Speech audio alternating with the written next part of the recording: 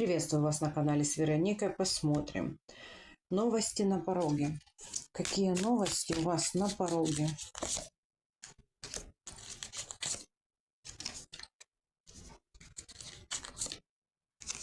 Новости, разговоры идут об отношениях.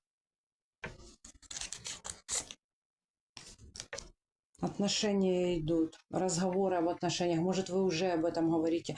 Идут стопроцентные новости. Новости, предложения о любви. Здесь идет о отношениях.